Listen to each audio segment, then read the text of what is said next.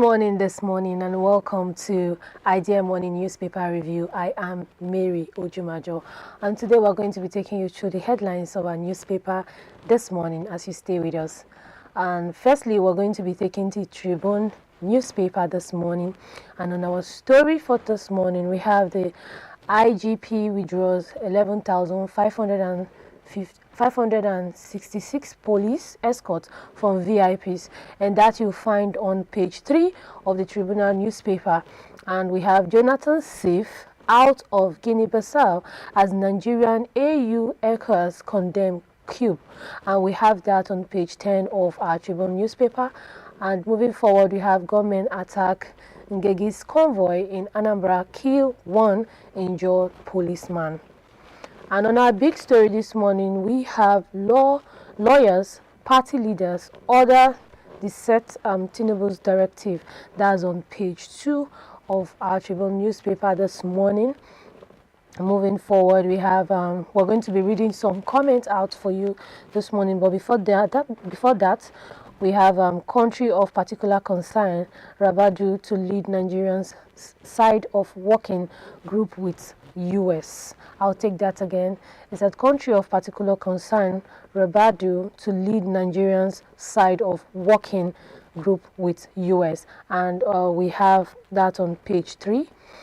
Going down the newspaper, we have government adopt 24 farmers in fresh Niger attack, another 7 in Abuja village. That's a big one on page 27 of the Tribune newspaper. And we have on page 20, same page 27, we have my administration has restored fiscal stability in 3 years from Ogun government.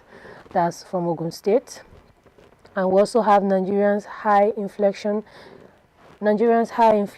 eroding income, driving continual poverty, World Bank directive warrants. That's on page 5 of the Tribune newspaper.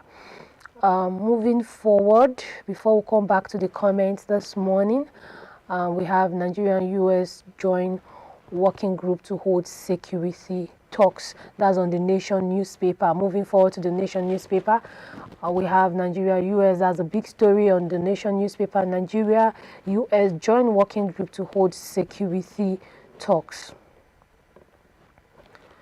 That's President Bola Tinubu has approved the full composition of Nigerian's team for the newly established US-Nigerian Joint Security Working Group, a strategic platform designed to deepen cooperation between both countries in defense, counter-terrorism and intelligence sharing. The creation of the working group follows recent high-level meetings in Washington, D.C., where a Nigerian delegation led by the National Security Advisor, NSA, Malam Nuhu Rabidu, held talks with senior U.S. officials on strengthening bilateral security collaboration. According to a statement issued on Thursday by the Special Advisor to the President on Information and Strategy, Bayo Anenuga, Rabidu will serve as the head of Nigerian contingents. So let's move forward to the next newspaper we have here. Let's move forward to the Guardian newspaper this morning. Let's see what we have on the Guardian. We have on our big story, armed attack intensify as Tinubu OK's US-Nigerian security plan, and that's on page 6 of the Guardian newspaper. That's on page 6. We're going to be taking stories on that this morning. President Bola Tinubu has appointed National Security Advisor Nuhu Rabidu to lead the Nigerian side of the newly constituted US-Nigerian Joint Working Group. The US-Nigerian working is as a part of step to deepen collaboration in tackling security challenges in the country. Bayo Anenuga, the spokesperson for President Bola Tinubu, said in a statement on Thursday. According to the statement, the composition of the joint working group was part of the agreement reached during the recent trip to Washington, D.C. by a high-level Nigerian delegation led by Rabidu. Rabidu is to lead the Nigerian side of the joint working group, supported by a multi-stakeholder team comprising senior officials from relevant government establishments, Aneluga said in a statement. So you can see that effort is being established here as we continue, as we go to the next story on our next newspaper, the Punch newspaper this morning. On the big story of the Punch newspaper, we have Save Schools project stalls in 30 states as adoption rises. And we have NPCL spends 17.5 trillion securing fuel pipeline orders in 12 months. That's the NNPC spends 70.5 trillion securing fuel pipeline orders in 12 months. And we also have business leaders reject proposed beverage tax hike. That's on page 20. And the first one that I read out this morning, the NNPCL spent 17.3 million. That's on page 19 of the Punch newspaper this morning. The big story is on page 2 of the Punch newspaper this morning. And before we go to our last newspaper that we have for this morning, let's take some comments we have on the Tribune newspaper this morning. Let's go back to the Tribune newspaper this morning as we see some comments. Flush out saboteurs in government, military, MBF said. Another state comment here is stop recruitment of soldiers, establish state police. That's on Bode George. And another one said, I hope President walks the talk, Oko said. And the next said, FG playing politics with citizens' life. Is that actually true? That's Adebayo. And lawyers question timing seeks clarity. So that is that on our our Tribune newspaper. I want to hear your own comments, your own side of the story. Do you think that the government is actually playing politics with the life of the citizens? We would love to hear from you. So let's move forward to our next newspaper.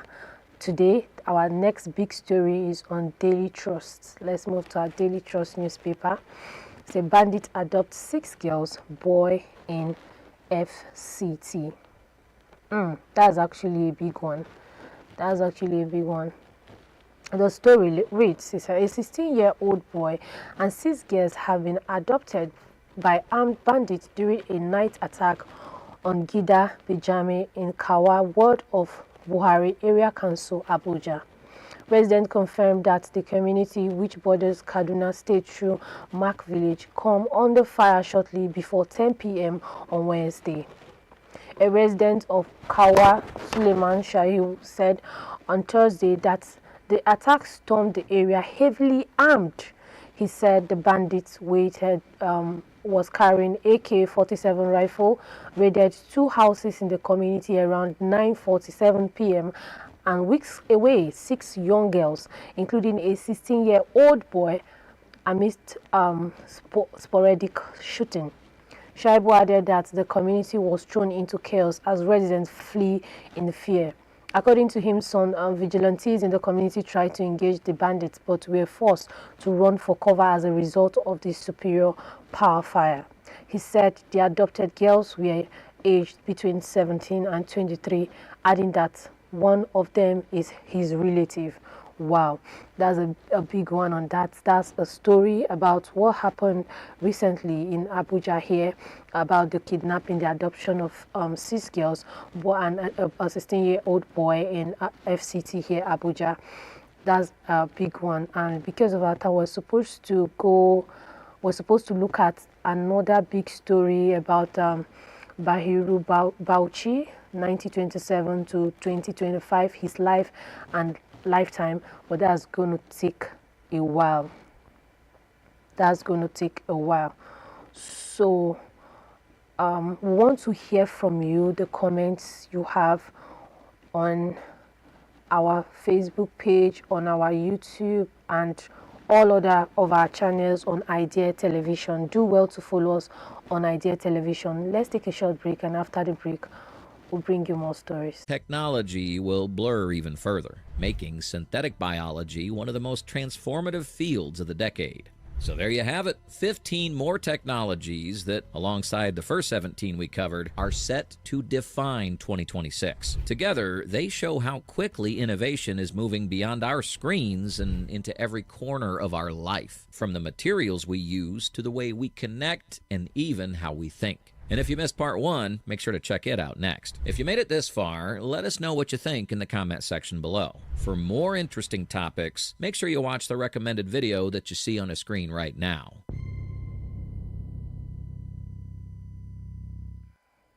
Welcome back as we take you through the last story we have today, still on the Nation newspaper. And one of the stories we have today on the Nation newspaper that we've not taken is World Bank canvasses slash of import tariff to lower inflation. And we have down of the Nation's newspaper, we have AU, ECOWAS, WAFF said no to coup in Guinea-Bissau. What do you think? What do you want to share with us? What are your thoughts that you want to share with us on this? We hope to see your comments, just as we've taken some comments on the Tribune newspaper this morning. We want to read your comments. We want to see your comments.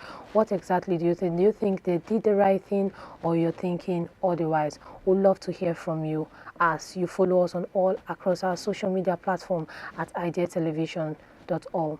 I remain Mary Ojumajo. Thanks for watching.